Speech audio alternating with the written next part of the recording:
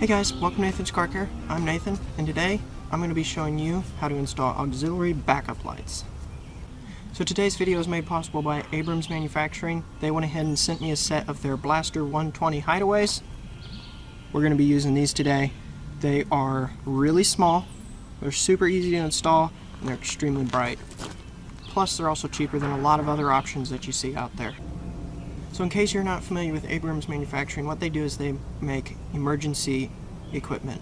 They make strobe lights, they make hideaways, they make light bars, they make all sorts of things. A lot of the lights that you'll see on police cars, tow trucks, EMS, all of that made by Abrams.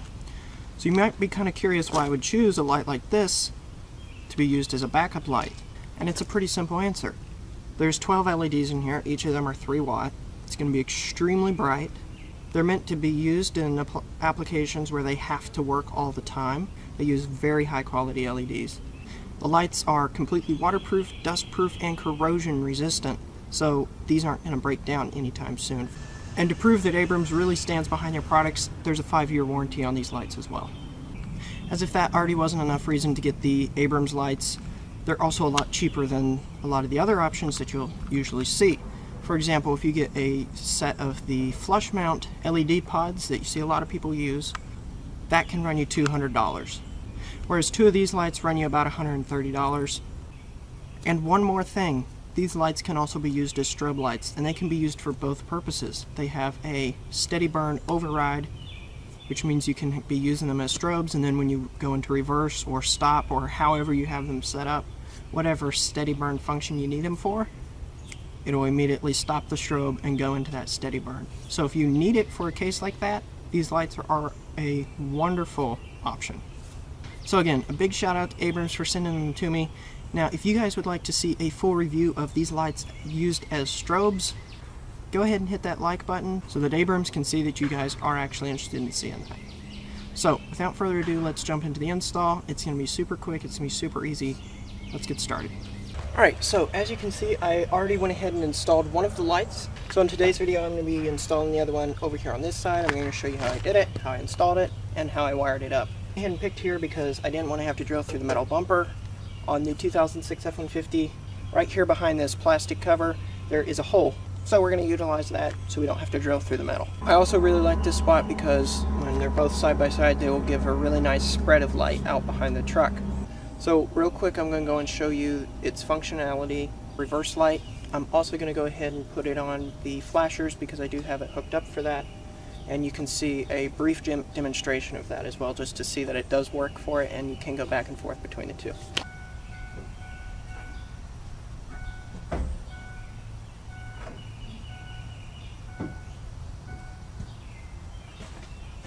Alright, so here we are in reverse. As you can see, we have our standard lights are on up here. We also have our auxiliary light on down here. As you can tell, it is much brighter than the regular reverse bulb. So now what I'm going to do is I'm going to take it out of reverse, put it so that it's flashing, which I currently have it set on the auto run pattern, so it'll go through multiple patterns. And then I'm going to put it into reverse while it is still flashing, and then you'll see the override functionality that it. So as you can see, we now have it in flash mode here. It's extremely bright. Definitely a high visibility light. There's no excuse for anyone to not see you if you have these on your vehicle. So like I had mentioned, it is on the auto run pattern, so it's going to run through all the different flash patterns over and over.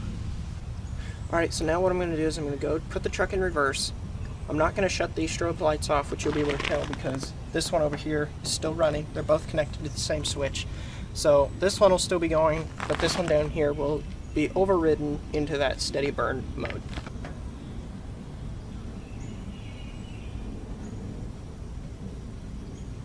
So now you can see it's on steady burn just like it's supposed to. These strobes over here are still going. So we've proven the functionality that it does work, and it works really well. It's extremely bright. Let's go ahead and install the other one. Okay, so the easiest way to install this is we're going to drill a hole here, put the light in, and we're going to run the wire up behind the bumper and just up to the reverse light that's already here, splice into that, and then we're good to go. So in order to do that, the first thing we're going to do is we're going to need to mount the light. So we're going to have to drill a hole here. Let's go ahead and do that. Alright, so this light is 1 inch in diameter, exactly right around the lens. So So what we're going to do is we're going to drill a 1-inch hole over here in the plastic. There's a couple ways you can do that. You could use a hole saw. What I'm going to use though is a Forstner bit. This is traditionally used for woodworking. However, it makes a really clean, a really smooth hole, so I'm going to go and use it here. I have links down in the description for where you can get them individually, the 1-inch, which is all you really need for this project, or where you can get a set, which I would recommend getting because they're super handy. Remember, it's my Amazon affiliate link, so if you could purchase from that link, I would really appreciate it. I get a bit of a kickback when you do. Now, before we drill the hole, what we need to do is we need to determine where we need to drill it, of course. You could estimate it, but I would recommend you do a little bit of measuring, not too precise, but just a little bit so that you don't accidentally go through the metal, because I wouldn't really want to put these bits through metal. So we're going to pull out the old ruler. Now I've already installed this one over here, so what I'm going to do is I'm just going to measure off of it because I know that it's in the right spot. So we're going to measure to the edge of the plastic. Since this is the 1-inch light, let's just measure to the top and then we'll subtract ½ an inch. So we need to drill 2½ inches. So it needs to be 2½ inches up.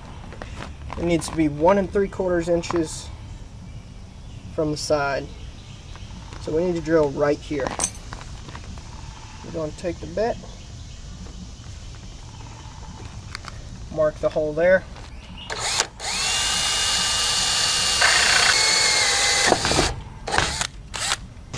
Alright, so when you get your light, obviously you'll have the light in the box. You'll get a sheet of instructions. You're also going to get this here, which is a little plastic flange and then a rubber foam gasket. We're not going to use either one of these for this particular installation, but if you're going to be installing on the metal or on the body, then you would definitely want to use this flange and the gasket to seal over the light. However, we're not going to need it here, so we're going to put those back in the box.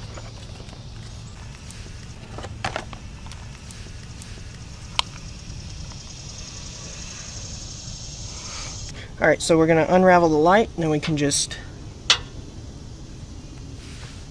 go behind the bumper here. If your truck has a tow hitch, go ahead and put the wire up and over that. We're just going to push it into the hole. Now, I went ahead and positioned the light so that the little Abrams logo is facing up. So that's what we're going to go and do here.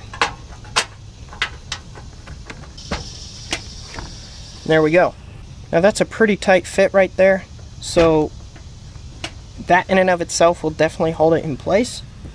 If you want, you could put a little epoxy underneath just to make sure that it holds for sure. Okay, so we're going to be running the wires up inside of the truck here in the back of the bed and directly to this light. So what we need to do is we need to pull the light out. These two are going to be the harnesses that will be inside your lights. The green is the one for the reverse light, so that's the one we're going to be paying attention to. We're going to go and tuck that one out of the way. Okay, so here going to the green harness, we have two wires. We have a black wire, which is going to be your ground, and then we have a black wire with a pink or purple stripe on it. This is going to be your positive. So what we're going to do is we're going to cut into both of these. We are going to solder little pigtails on them, which will then go down to the Abrams lights that we have installed in the bumper. So in order to do this splice, what I'm going to do is I'm going to pull back this sheathing here. So we need to take the electrical tape off of it. Tuck that out of the way. Now what we're going to do is we're going to pull the wires out of here, very gently of course. Tuck that out of the way. So now we have plenty of room to be able to get a good splice.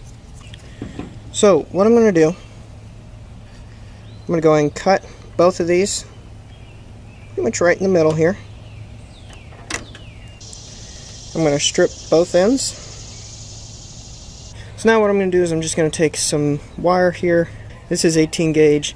What I'm going to do is I'm just going to cut a length of wire so that I can run it to the lights. I'm going to cut a little more than I need just so I have some excess. Again, strip this just like that. Traditionally red is positive, black is ground. So that's what I'm going to do since that's what I have, but you can use the same color. Just make sure that you know which is which when it comes time to solder together. Cut another length, about the same length, strip it.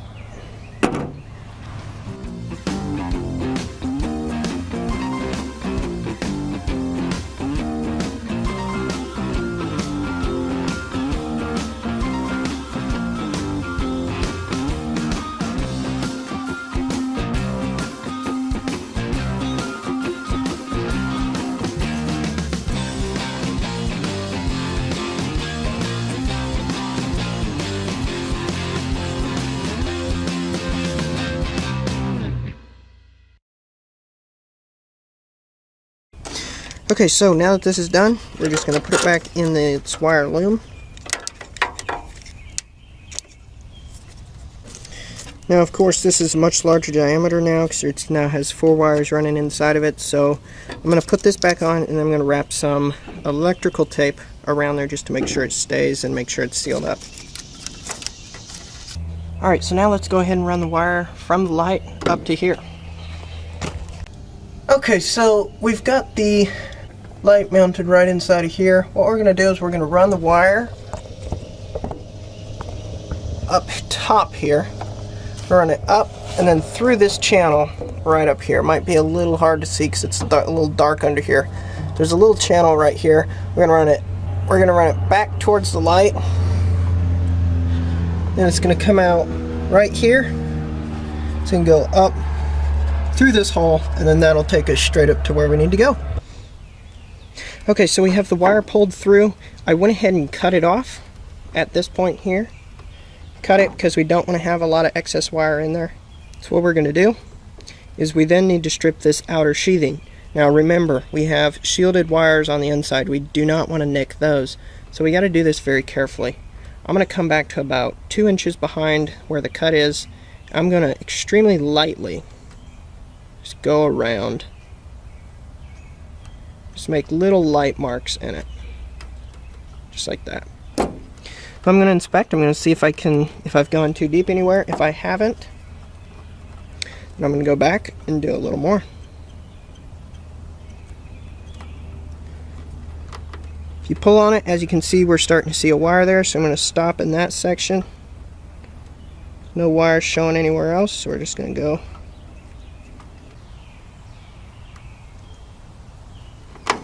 There we go. As white powder is supposed to be there, that's just to keep down on moisture and corrosion inside. So we have our 5 wires. We're only going to be using 2 of these wires today. We're not going to be using the blue, the yellow, or the red, but I'm going to go and tell you what they do. So your red wire is going to be 12 volt positive. If you're going to use the lights as flashers, this is going to be the wire you're going to hook up to the 12 volts. Today we're not going to be using that. So this white wire is your steady burn override wire. You're also going to hook this up to 12 volts, so if you're using the functionality of both the steady burn and the flash, both of these would be hooked up to 12 volts. However, the white one's going to power your steady burn, the red one's going to power your flash patterns. We have a yellow wire. This is your synchronized wire if you're going to have multiple light heads, again being used as flashers. Synchronize them together, connect the yellow wires. We're not going to be using that. We have a blue wire. That's going to be your flash pattern selector. So if you touch the blue wire with a ground, it'll change the pattern of the light. So that's how that would be used. So then we have our black wire. This is going to be the ground wire. So we're only using the black and the white today. 12 volt ground. That's how we're going to hook it up. We're going to hook it up white to red, black to black. So let's go and solder those together. So before we go any further, I'm going to hook this up and make sure that it is working.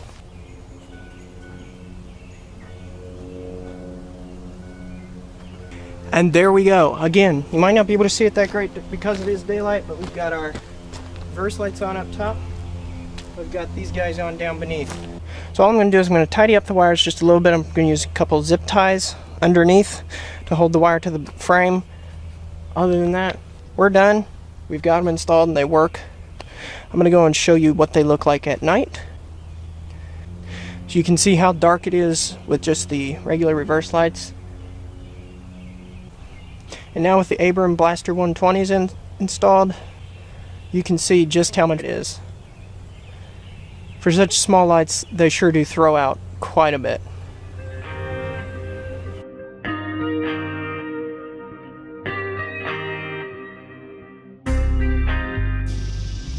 Alright guys, that's it for today. If you enjoyed this video, make sure you hit the like button. Share the video with your friends so they can be helped out. Because, I mean, you could save them $70, $80 on a pair of backup lights.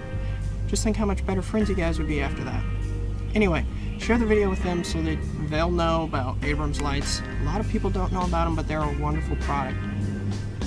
Subscribe to the channel so that you're notified next time I release a video. Make sure you hit that bell icon while you're subscribing. check out my website, nathanscarcare.com. I got a bunch of helpful stuff there. I got pages for every single video I do almost. I also have a link to Amazon affiliate store where you can purchase everything you saw being used in today's video, as well as things for other videos. And until next time, this is Nathan, signing off.